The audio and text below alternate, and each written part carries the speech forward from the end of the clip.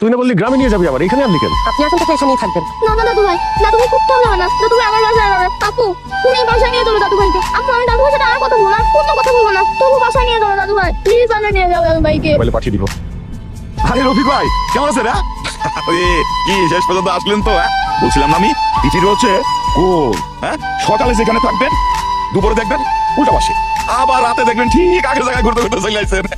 শেষ পর্যন্ত কিন্তু আসলেন ভাই। চল চল পরে কথা বলি, হাসলাম তো মাত্র, অনেক কথা হবে। বাবা রে, রাত্রে শোয়ার আগে দরজা জানলা ভালো করে চেক করিস। আর তুই কিন্তু বেশি বেশি ইলিশ মাছ খাবি না, তোর তো অ্যালার্জির সমস্যা আছে। অ্যালার্জি হলে তো অফিস কামাই হয়ে যাবে। আর দাদু ভাই শোনো, রাত জেগে পড়াশোনা করবা না, ফজরের সময় উঠবা, তখন 2 ঘন্টা পড়লে সারাদিনের 5 ঘন্টার সমান করে দেয়। কেমন? বাবা আমরা আসি, আপনি সঙ্গে থাকেন। লামি চলো চলো না বাবা চলো। দাদু লামি দাদু লামি আসো।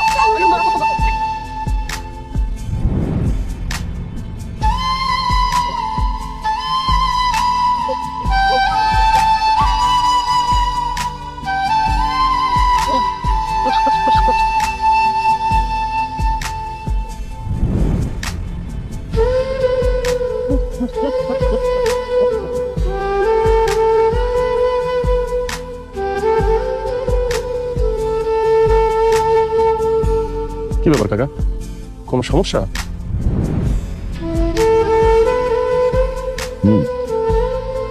বিরাট সমস্যা। কি সমস্যা? কি আর সমস্যা হবে বলছো না? নিশ্চয়ই কারো টাকা চুরি করেছে, এরপর গরিব অসহায় তাদেরকে বিলিয়েছে। স্যার তোমার বাবা নাকি পা থেকে মাথা পর্যন্ত পুরো একটা জ্বল যাও। বাবা খবরটা আর একটা বাজে কথা বলবো না।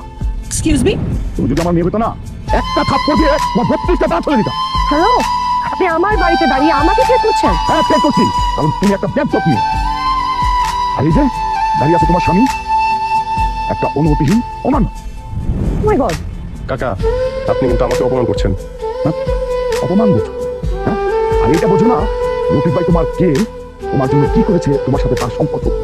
কাকা আমার বাবার সাথে আমার কি সম্পর্ক, সেটা কি আপনি নতুন করে আমাকে শিখাবেন?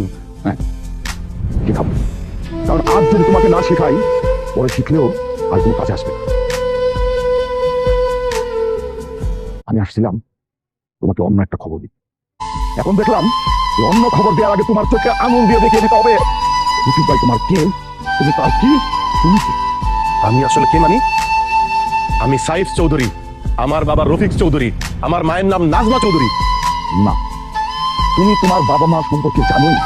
কাকা আপনি কি বলতে চান পরিষ্কার করে বলেন। পরিষ্কার করে বলবো, পরিষ্কার করে বলতেই হবে।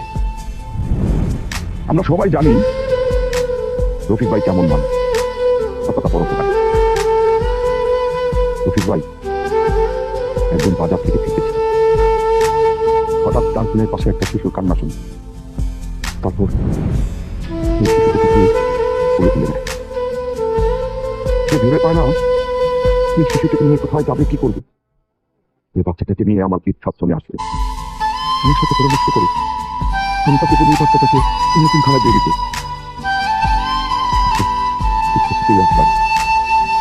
এই বাচ্চাটাকে বুকে জড়িয়ে ধরে বলতে থাকে, তুমি বাচ্চাটাকে আমার বাড়িতে নিয়ে যাব, আমার কোনো সন্তান নেই, এই বাচ্চাটাই হবে আজ থেকে আমার সন্তান। তারপর রাস্তা থেকে তুলে আনা সেই ছেলেটাকে নিজের পরিচয়ে বড় করে তাকে সমাজে প্রতিষ্ঠিত করে, তার একটা নামও দেয়। ভাই রফিক চৌধুরীর ছেলে সাহিত্য।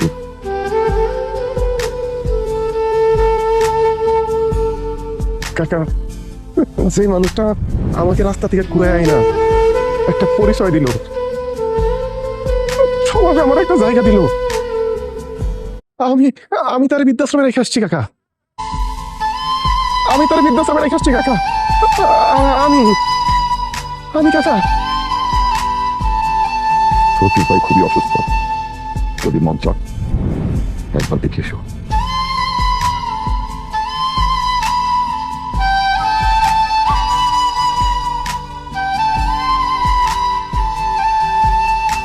অনেক দেরি করে ফেলাইছো।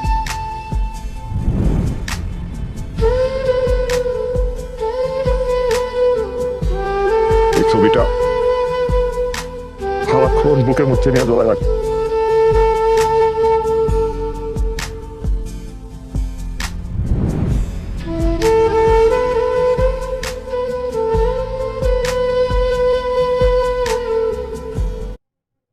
বাবা বাবা বাবা